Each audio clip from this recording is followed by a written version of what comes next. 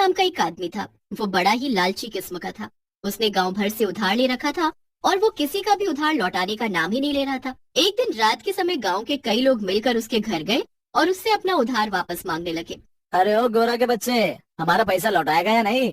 थोड़ा थोड़ा करके हजारों का कर्जा हो गया तेरा। जरा देखो तो, राशन वाला, इस्त्री वाला, सब्जी वाला सब मौजूद है यहाँ। किसी को भी नहीं छोड़ा है तूने। सबके उधार ले रखा है। गोरा इतने लोगों की आवाज सुनकर अपने घर से बाहर आता है। अरे क्यों इतनी रात चिल्ला रहे हो भैया? मैंने कहा तो है कि महीने की 1 तारीख को तुम्हारा सबका पैसा लौटा दूंगा। 1 तारीख तो ठीक है, लेकिन किस महीने की 1 तारीख ये भी बता दो। जब देखो तब बस 1 तारीख करता रहता है तू। अरे 1 तारीख तो हर महीने में आती है ना। तो बस चिंता मत करो, तुम्हारा पैसा तुम्हें जल्दी मिल जाएगा। जरा देखो तो इस बेशरम को। एक तो हमसे इतना उधार ले रखा है और ऊपर से हमसे मजाक कर रहा है। जरा सी भी शर्म नहीं आ रही इसे। एक काम करो, इसके घर का सब सामान उठा लो, तभी शायद इसे अकल आएगी। गोरा ये सुनकर घबरा जाता है। अरे नहीं नहीं भाई, ले देकर तुम्हें मेरे घर में सिर्फ एक तख्त और कुछ बर्तन मिलेंगे। उन्हें लेकर तुम्हें भी कोई फायदा नहीं होगा। मैं तो तुम सबसे बस छोटा सा मजाक कर रहा था। चिंता मत करो, मैं तुम्हारे पैसे इसी हफ्ते लौटा दूंगा। ये लो एक और झूठ। चल बेटा, तुझे आखिरी मौका दिया। अगर तूने इसी हफ्ते में हमारा पैसा नहीं लौटाया ना, तो तेरे घर का सारा सामान ले जाएंगे हम। और यही नहीं, तेरे घर भी हम अपने नाम करा लेंगे। सभी लोग गुस्से में गोरा को खरी खोटी सुनाकर वहाँ से चले जाते हैं और गोरा सोच में पड़ जाता है। अब क्या करूं? इन सबको झूठ तो बोल दिया है, लेकिन इतना पैसा मैं लाऊंगा कहाँ से? गोरा ये सब सोचने लगता है पर उसे कुछ समझ नहीं आता। अरे काम करता हूँ, सो जाता हूँ। सुबह ठंडे दिमाग से सोचूंगा कि क्या करना है। अगले दिन सुबह सुबह गोरा गांव की नदी के किनारे पर जाकर बैठ जाता है ताकि कोई गांव वाला उसे वहां परेशान न कर सके। पर अचानक से उसका पैर फिसल जाता है और वो नदी में गिर जाता है। गोरा को तैरना आता था, लेकिन फिर भी वो नदी में ऊपर जाने की बजाय नीचे जाता जा रहा था। लेकिन उसने देखा कि वो कहीं और ही आ गया था और ऐसा लग रहा था कि मानो ये कोई दूसरी दुनिया हो, गोरा के गांव से एकदम अलग।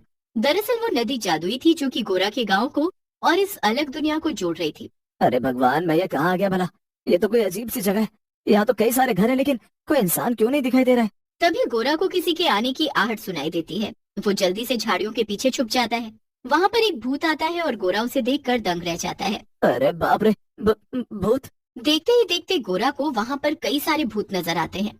असल में ये एक भूतों की दुनिया थी जो कि पानी के नीचे बसी हुई थी। लेकिन सभी भूत और चुड़ैलों ने बहुत सारे गहने पहन रखे थे और वो सब बहुत अमीर दिखाई दे रहे थे। वाह, लगता है ये भूत चुड़ैल बड़े अमीर है। पता नहीं यहाँ इस दुनिया में क्या काम करते होंगे ये सब जो इतने पैसे वाले हैं। लगता है यहीं से मुझे मेरी सारी परेशानियों का हल मिलने वाला है। ये सब तो वैसे भी इतने अमीर हैं। अगर मैं इनका थोड़ा सा सोना चांदी ले लूंगा तो इन्हें क्या ही पता चलेगा, और बदले में मेरा सारा कर्जा भी चुकता हो जाएगा। गोरा ने मन ही मन ये तय कर लिया था कि वो भूतों की दुनिया में चोरी करेगा और वापस अपने गांव में जाकर अपना सारा उधार चुका देगा। जब उसने देखा कि भूत और चुड़ैल वापस अपने अपने घरों में चले गए तो वो चुपचाप आगे बढ़ा। थोड़ी ही दूर पर उसे जो पहला घर दिखा वो उसके अंदर जाकर छुप गया। वो घर एक चुड़ैल का था जो कि सो रही थी। बताओ, एक चुड़ैल के घर में टीवी, एसी और फ्रिज तक है, और मेरे घर में तो बस एक टूटा फूटा तखत पड़ा है। छी, क्या जिंदगी है मेरी। ओह, लेकिन अब कैसा रोना। आज से मैं अपनी जिंदगी को अच्छा बनाऊंगा। गोरा चुपचाप आस पास रखा कीमती सामान उठा लेता है और साथ ही साथ उसे चुड़ैल की अलमारी भी खुली मिल जाती है। अलमारी में सोने चांदी के कुछ जेवर जिन्हें गोरा उठा लेता है और जल्दी से घर से बाहर निकल जाता है। वो सब कुछ लेकर वापस नदी के पास जाता है और नदी में कूद जाता है। तैरते तैरते उसे फिर से अपने गांव का रास्ता मिल जाता है और वो अपने घर चला जाता है।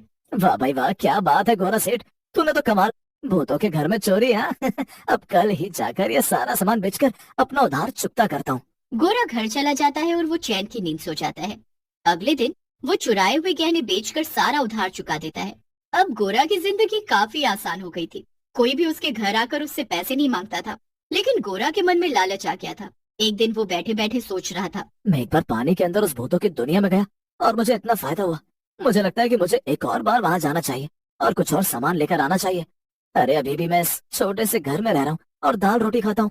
अगर मैं उन भूतों की दुनिया से थोड़ा और पैसा, सोना और चांदी ले आऊंगा तो उन्हें भला क्या ही पता चलेगा।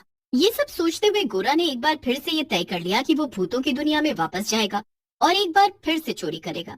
अगली ही सुबह भोला नदी की तरफ चल पड़ा, पर गोरा का पड़ोसी राजू उसे नदी की तरफ जाते हुए देख लेता है। अरे ये गोरा सुबह सुबह कहाँ जा रहा है? गोरा, अरे ओ गोरा, सुनो जरा, कहाँ भागे जा रहे हो? राजू ने गोरा को बहुत आवाज लगाई पर गोरा इतनी जल्दी में था कि उसने सुना ही नहीं।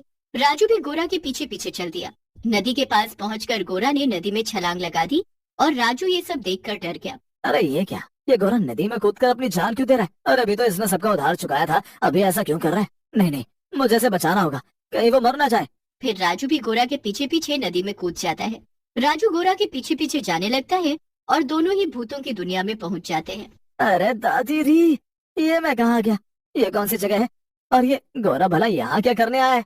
राजू चुपचाप गोरा का पीछा कर रहा था। तभी गोरा एक घर में घुस जाता है और वो घर में रखा हुआ कीमती सामान उठाकर अपने पास रखने लगता है। अरे गोरा तो चोरी कर रहा है, मगर ये घर है किसका? हे भगवान, मैं ऐसे बचाने आया था, लेकिन लगता है मैं खुद ही कैसी बड़ी आफत में फंसने वाला हूँ। तभी वहाँ एक चुड़ैल आ जाती है। वो राजू को तो नहीं देख पाती पर गोरा को देख लेती है। ओह, तो तू ही है वो चोर जिसने पिछली बार भी हमारे इलाके में चोरी की थी। तेरी इतनी मजाल कि तू एक मामूली सा इंसान होकर हम भूतों के घर में चोरी करे। तेरी तो आज खैर नहीं। चुड़ैल गोरा को पकड़ लेती है और उसे रस्सी से बांध देती है। राजू वहीं छुपा ये सब देख रहा था। यही रुक तू, मैं अभी जाकर बाकी के भूतों को बुला कर लाती हूँ। फिर सब मिलकर तय करेंगे कि तुझे कच्चा चबाना है या फिर तेरी कोई डिश बनानी है। अरे भगवान, ये मैं कहाँ फंस गया? मुझे इतना लालच नहीं करना चाहिए था। पहली बार में जितना मिला था मुझे उसी में खुश रहना चाहिए था। अब तो मुझे अपनी जान से हाथ धोना पड़ेगा।